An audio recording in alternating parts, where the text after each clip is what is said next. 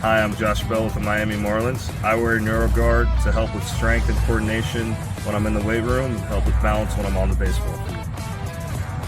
One of the most comfortable, reduces concussion, increases performance. You can't get a mouthpiece like that on the market. Not only is it a great product, it's super easy to use. I recommend it for any player at any age at any level.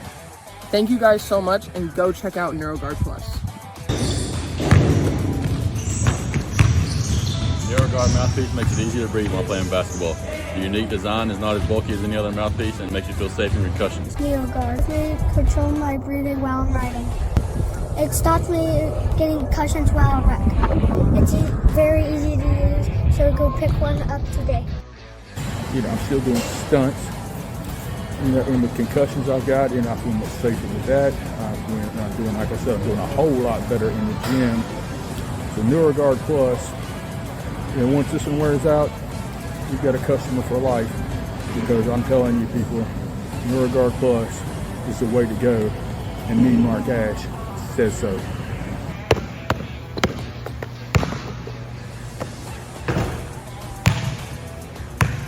Parents, kids, coaches, NeuroGuard. It's the future. Stay tuned.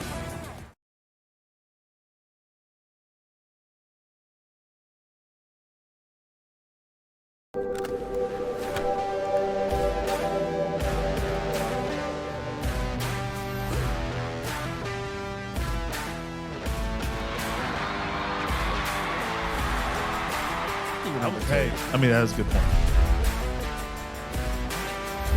I think we might start seeing some go back.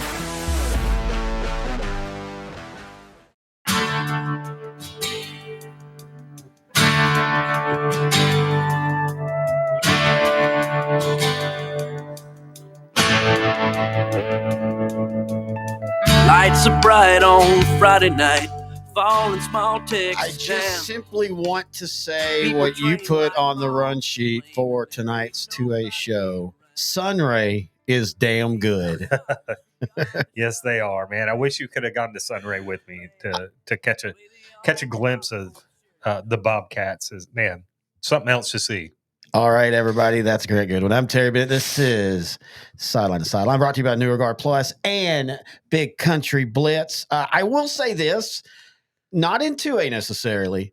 I might have picked the greatest weekend to not go out on Friday because, again, talking in general, this might have been one of the best just pure high school football weeks in Texas since we've been covering the sport, as far as crazy finishes, great finishes, upsets, heartbreak, a 99-yard scoop and score for the win, all that type of stuff. But yet you still lead the day because, we had the question, and, you and I talked all week about this, and, Sunray last year was 12-3 and a great team, but we were like, okay, how good will they really be when you get to see them?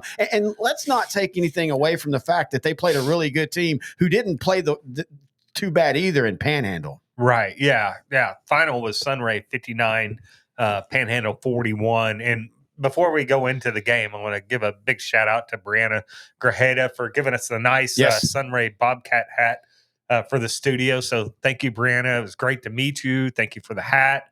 Everybody in Sunray was just awesome. On the sideline before the game, there were two people with bottles of water. Are you with the media? Yes. Here, thank you for coming and giving you a bottle of water. Wow. We need there to be a lot of you here. And let me tell you, everybody in the Panhandle area was in Sunray, Texas, America on Friday night. That place was standing room only. Great atmosphere. Sunray is definitely a football town. Dude, I just realized something. You got to be part of history at the beginning of one and at the end of another, and it's in the same thing. Do you know what I'm talking about? No. All right. So you do know this. Armando Luen does break the all-time national record. Yeah.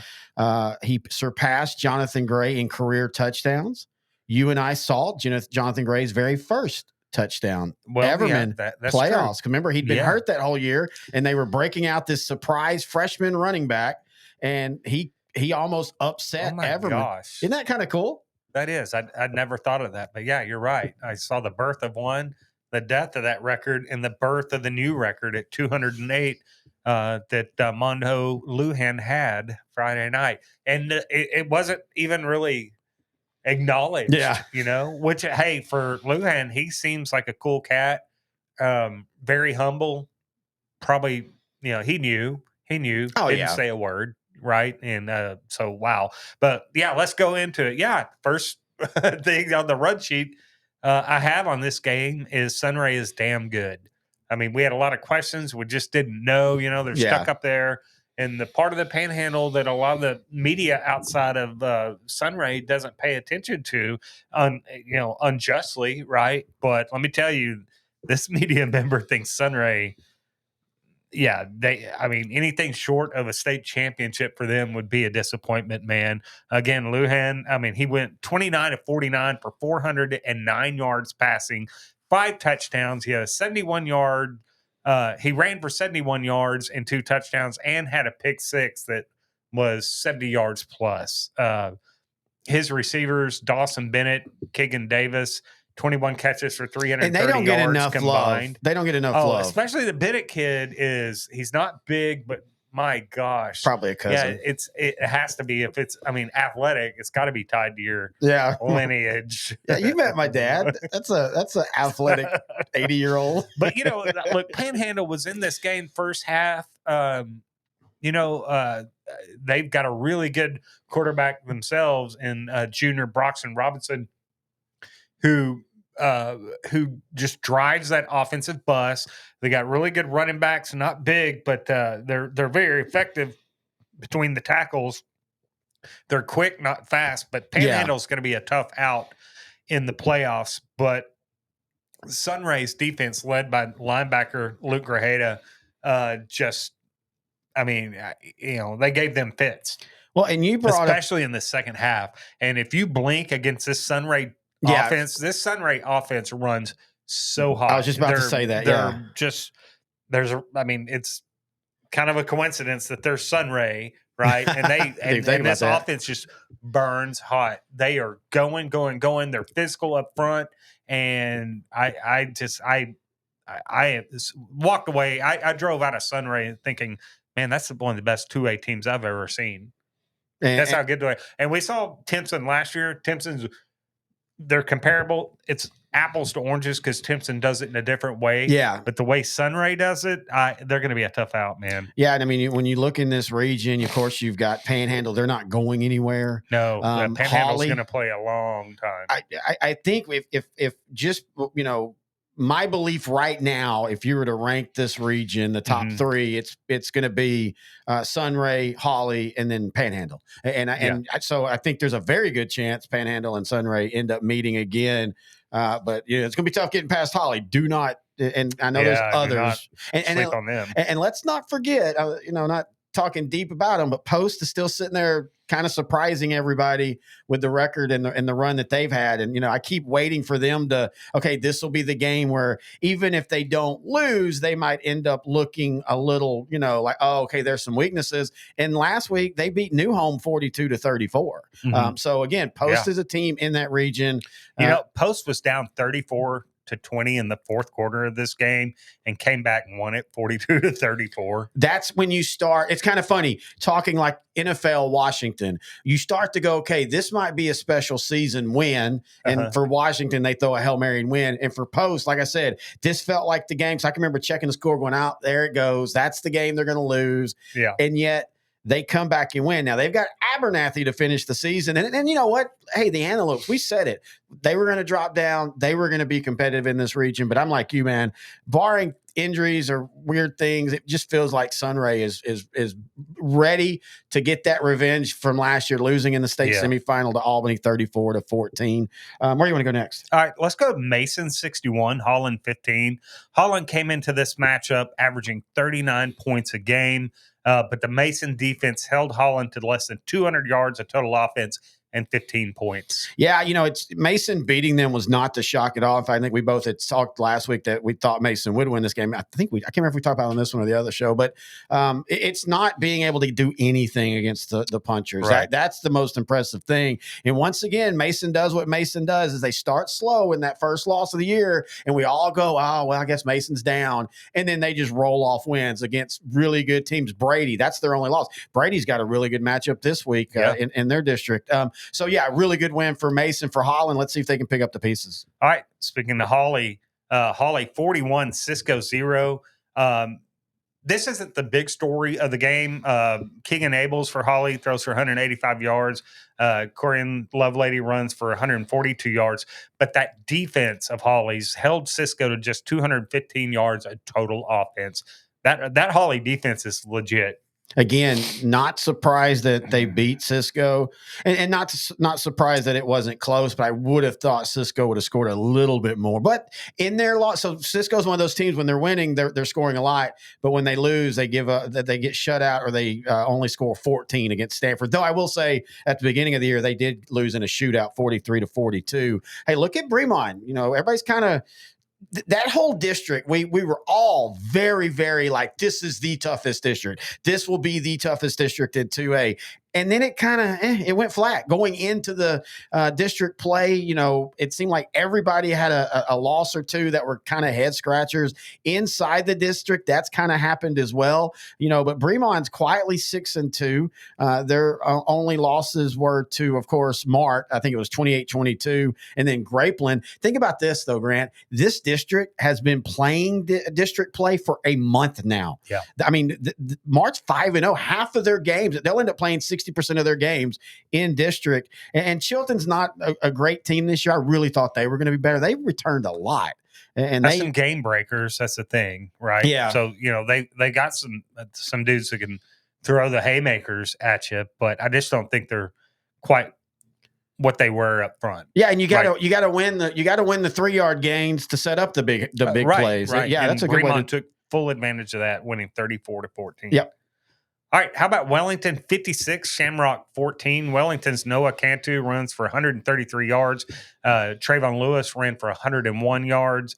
Wellington seems to be really kind of picking up some speed here going up the tracks, right? Well, going into the playoffs. This is one of those teams that they were 3-2 going into district play, and you're like, okay, Wellington's not, the Skyrockets are a little down this year, but then as the season is playing out, well, their two losses were to Lubbock Christian, 36-34, and we know, Lubbock Christian's one of those like Midland Christian. Yeah, they're a tough team. If they were in the 2As, they would be a region final year in and year out.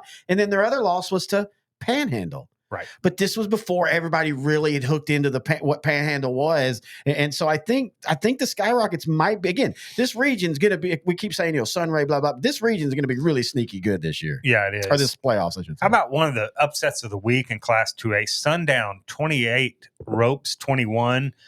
Sundown was 2-5 coming into this game, and Ropes entered it at undefeated at 7-0. Hey, good week to be a Sun team. The Roughnecks, again, you look at them, 0-5 starting district play. They come into district now and they're 3-0, but then you take a step back and you go, oh, who did they lose to? Oh, Shamrock. Oh, Lubbock Christian. Oh, Farwell, New Deal, Lubbock, Roosevelt. I mean, again, solid teams, and then you go, maybe this Sundown team's a little bit better than what people think. Now, this is a team that I know a few years ago they went pretty far. I can remember we've talked about them in the playoffs, but the last few years they've been 3-8 and 3-7. But Brandon Rogers, it looks like he's got this team. It record-wise might not be pretty, but I mean they're starting to make the hay, getting ready. They've already qualified for the playoffs. They're now, I would say, the favorites for district. Yeah, and what they say, you want to peak at the right time. And I think Sundown is. All right, Collinsville, 58, Era 12. Collinsville is now 8-0. That sets up a huge matchup against Munster this week that we'll be talking about in the next segment. Yeah, I'll save my thoughts for that game, or that talk. Here was one that was on the run sheet last week as a preview. Beckville and Hawkins. Hawkins entered the game with a high-flying offense, right? One of the best offenses in the state, statistically at least. And then Beckville with Jordan Prince or Price and those guys putting up big numbers. Their defense had been pretty good, but Beckville gets the best of Hawkins, 76-54. Hawkins still showing that they can score a lot of points, but man, trying to keep up with this Beckville team. Well, you know, we had talked about it last I think week. Beckville might be better this year. Well, and we had talked about last week. I wanted to see how they responded after the loss to Wascom. I felt that they would beat Hawkins pretty good, but I wanted to see what their defense did. And now again, and if this is one of those where it was 50-0, and then let us know as Grant and Terry at S2Sport.com. But I will say, I like the bounce back. I like the fact because that's kind of where it seemed like Beckville at times when things go wrong, they can't right the ship. It feels this year like, even though I know they're second place in district, and I think they'll probably will. I think Wascom, whoo, I don't know if I don't know if I got to tell you. I do want to bring this up. Last Thursday, Wascom and Big Sandy played on Thursday night. Wascom was up 21-0 before they took a snap. Had a block punt, an interception return, and then a punt return. I'm not ready quite to say that Wascom is 2015 good, but I don't think they're that far off. Maybe not. And they've got a big one against their arch rival, Elysian Fields, this week. And I think we'll preview that one. Okay. We'll touch on that one in the next segment. All right, Wolf City 70, Whitewright 28. Wolf City came in pretty hot. Wolf City had Whitewright had dropped a game, I think, the week before. But Wolf City leaves no doubt in this one. Well, yeah, and the week before, Wolf City had struggled with Tom Bean, and Tom Bean's a lot better than the record. Tom Bean is going to be, there's always 3 or 4 teams in every class. They just have not been able to win the close games in district, but I was curious to see, again, how would Wolf City respond? H.D. Davis, 350 yards rushing, 4 touchdowns. And he's something special, H.D. Davis. I feel like in 2A, we're back to where running backs are leading the day. And I love that. I love passing, don't get me wrong. But, man, it's been fun to watch some of these numbers like Wolf City's running back, Beckville's running back and stuff. But, yeah, really good win for Wolf City. Yeah. And then here, I don't know if this one belongs on the run sheet because, being a great matchup, but just the fact, pardon me, Refugio, 95-3-0, 95 points, and with the shutout against Refugio, the Bobcats.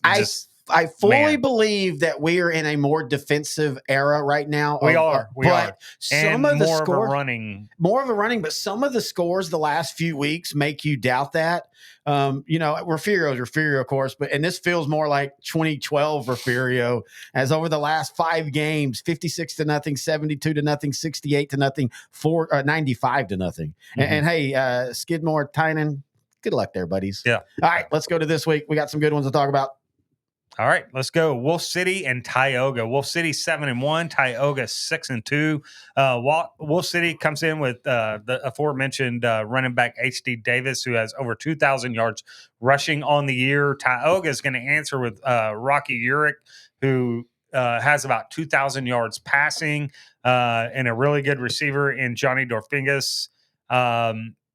Wolf City's quarterback, Carson Herron's a pretty good quarterback. I think it comes down to the defenses here, right? Who's got the better defense here? Because I know both teams are going to be able to move the football. Yeah, and for Wolf City, their one loss on the year was to Collinsville, and that's the only shame on that. No, but they gave up 55, and that's a little bit of concern. Now, Collinsville isn't like Collinsville last year. They don't throw it all over the place like they did last year. They run it more. But they can throw it. Yeah, they can throw it. They're still built into that.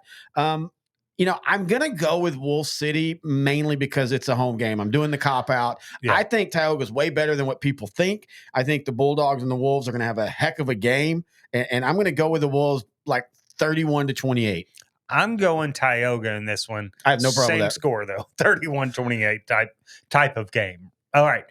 Cooper 6-3 taking on 7-1 Honeygrove. This is a game that we've not only had circled on our calendars, but I think Cooper and Honeygrove have secretly both had each team circled on their calendars.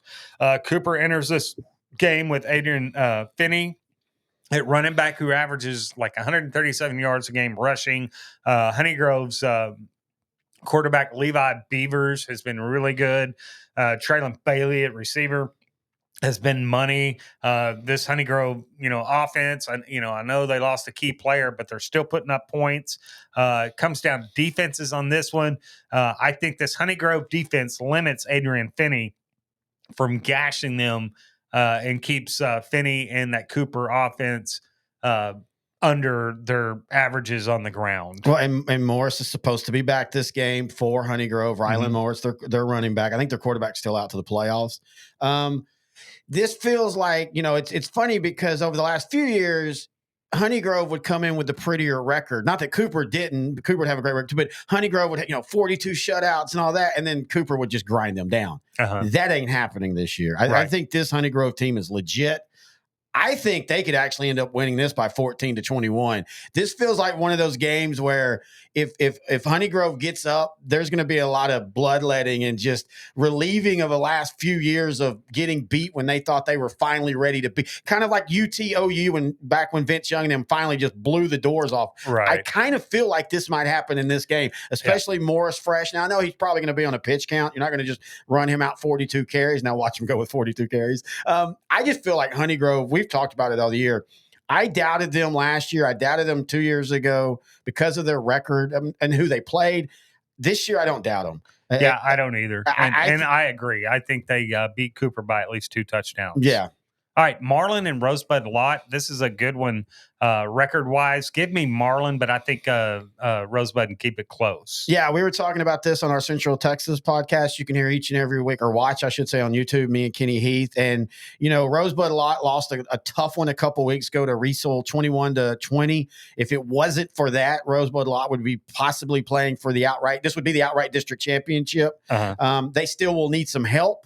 But I don't think they're going to be able to do it against Marlin. I know Marlin started out 0-2, and they've got 3 losses. But again, you got to go look at those losses. Lexington, Honeygrove, and West. And in all 3 of those games, they were competitive. Yeah. I just still think Marlin is closer. And they're pretty healthy. Yes. Right now, right? Yes. And that's huge when you get this late into the season. Especially for any program, but especially when you're talking to a Division I, Division II. But yeah, I kind of feel like this is one of those, you said it best. On paper, people are, this will be an interesting game. I think the Bulldogs will end up rolling the Cougars pretty bad. All right, Garrison and Timpson. This is a tasty matchup right here. I'm going to take what might be a little bit of an upset, and I might take Timpson in this one. Shelbyville has stolen the thunder in that district. Timpson and Garrison are legitimately, technically playing for their playoff lives. They're both going to make the playoffs. The bottom of this district is really, really bad. I don't even know if that's an underdog right now. I don't know what to feel about these teams, to be honest with you. JJ Garner. Take Timpson in a close one. Just to be different. Yeah. JJ I'm Garner's, taking Timpson. You take Timpson. JJ Garner's been in and out of the lineup. Their defense has just been atrocious all year long. Yeah. Now, they've been atrocious to some good offenses. Right. Palestine Westwood, Wolf City, Shelbyville. Joaquin last week put up 49 in the loss. I can't. I got to go with Garrison. Okay. I think when I look at these two teams, I think Garrison would probably be the favorite. If you were making me put money down on it, I would take Garrison. But since there's no money involved, I got a sneaking suspicion that Timpson's going to pop up and nip Garrison in the bud a little bit this week. Now, but think about this. How funny. This is why I love what we do. When Garrison barely beat Wascom 21-20, that was, Garrison, because we all knew Garrison was young. Maybe they're not as good as we thought they were going to be because we thought they might be region favorites. Now it's like, Garrison almost beat Wascom. That was a really good game for them. That's how good Wascom is. Yeah, give me Garrison in a 42-40 type game. All right. The aforementioned Wascom Wildcats. Wascom versus Elysian Fields. Give me Wascom in this one. This is one of those games it is, and it's at Elysian Fields, I believe, which is Wascom. Yeah, which Wascom is playing in Wascom at Elysian Fields. At Elysian Fields. That's the weirdest area. This is one of those rivalries where Elysian Fields has gotten the best of Wascom 9 times out of 10. Sure. And even a year when Wascom played Franklin and one of the best, region or state semifinals we ever saw, they got beat by Elysian Fields earlier that year.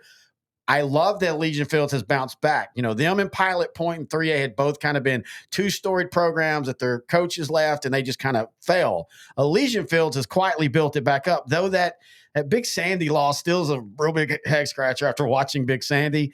I think as long as Wascom remembers who they are compared to who Elysian Fields is this year, Wascom might name their score in this one. I think so. All right, Munster and Collinsville. Maybe the game of the week in 2A, right? We've been waiting. I do a Munster coaches show. You can hear each and every on the week, on the S2S Sport. And Brady Carney, he's one of those coaches. I always say this. I like him because he doesn't like all shucks. If we just play good, we're going schedule by schedule at the beginning of the year. And he's like, yeah, we'll be 8-0 when we get to them. Collinsville will be 8-0 when they get to us. We're going to be probably 6-2 and look at the schedule and look at the record. Yeah. And in this game, this is going to be an all out dogfight. Munster stops the run very, very well. That's probably their biggest strength. Yeah, defensively. And Garrett Trevino, the running back for Collinsville, they rely on him a lot, right? Yes. I mean, Jackson Jenkins, the quarterback for Collinsville, opens it up some for the running game, but I think their bread and butter is the running game. And when you look at the two losses Munster had, Holiday, 300 yards passing they gave up. Pottsboro, 300 yards passing they gave up. Yeah. Both of those teams who also have really good running games too, they couldn't do anything. Lindsay can't pass. They run the ball well. Munster shut them out. I'm going Munster in this one. I am too, because look, Munster averages 263 yards a game on the ground, right? They got a quarterback in Kason Carney who has almost 900 yards rushing and around 1,650 yards passing, Junior. right?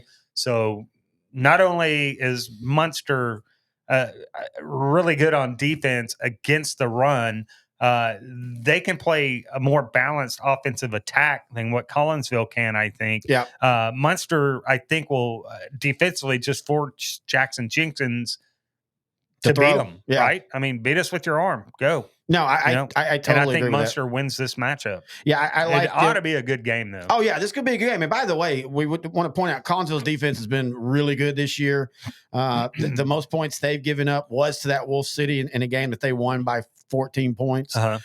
Since district play, they've given up 0, 21, but that almost all of that was in trash. And then last week they gave up 12. So I do think this is going to be a lower scoring game than what usually you think Collinsville and Munster. And I think Munster likes that. I do too. I think Munster likes that. I think Munster wins 24-21. All right. Wheeler 7-1 versus a 6-2 Wellington team. This ought to be a doozy here, but give me Wellington in this game. We talked about Wellington again. They start out with a couple losses and you scratch your head, but then when you look back at the season, those are good losses now. Sure. Wheeler is 7-1. Their only loss on the year was the Hell Center in non-district, 28-14. This is going to be a low-scoring game. Both of these teams play very good defense. Wheeler on the trying to count here, 5 games, they've given up 6 points total. Right. But again, I mean, the schedule lends itself to that. Wellington's played a tougher schedule. And still, I think, played better defense in those tougher games. So, yeah, I think we both agree Wellington takes Wheeler in this one. All right. Winthrop 7-1 versus a 7-1 Electra team. 7-1 Electra, by the way, was undefeated last week, rolled in to play Archer City and get the doors beat off of them by Archer City. I don't know what went on there, but took a lot of the shine off of the Electra Tigers for me. Winthrop comes in, Brock Belcher, around 1,800 yards passing for Winthrop. Give me Winthrop. I think their defense is good. Electra is just reeling after just getting pantsed by Archer City. Well, and Archer City got pants by Winthrop. Now, I will say this. Archer City's losses were to, Anson. They beat Alvord, which is a really solid team this year, and then to Winthrop, and then to Haskell. So that was Archer City's head scratching, and then they turn around and, like you say, it's not that they beat Electra. I mean, that's a little bit of a bad it's 63-0. And then Winthrop, everybody, they play Munster. They got beat by Munster. That's their only loss, though, right? Yeah, but for some reason, everybody kind of, they lost to Munster. Let's not talk about them. We'll put them at number 8 in the rankings, and we'll just leave them there. But they also beat Cityview the week before. And we know what Cityview is in 3A this year. I think this could get ugly again, too. I think it does get ugly, and I think it gets ugly before half. I hate to be the cliche, but Electra might be the Paper Tigers this year. Yeah, it could be. That is a cliche. All right, I think that's it. All right, folks. It's a little bit shorter show, but understand this week and next week will be, because starting in 2 weeks. Playoffs are coming, and that's what we're all about. Oh, I thought we were excited about this opening of basketball. No. We're not going out to all the Basketball's 2A tournaments? communist. Remember, any sport where you beg for free throws, that's communist. Give it to me free. No, Wow. no. Election season grants out. That's about as much of election as you're going to get out of me. All right, want to remind everybody you can, if you're watching us on YouTube, you can find us as a podcast as well at s2sgrantandterry.com and on all podcast platforms. If you do just listen to us and you always want to see how ugly we are, go to youtube.com/@L4 Media Company. If you have any questions, Grant and Terry at s2ssport.com. And until next week, he's Grant, I'm Terry, and this is Sideline to Sideline, the 2A edition on L4 Media. Play the alma mater for the sheriff's daughter, 'cause she's the queen of the hometown fans. Right under an hour.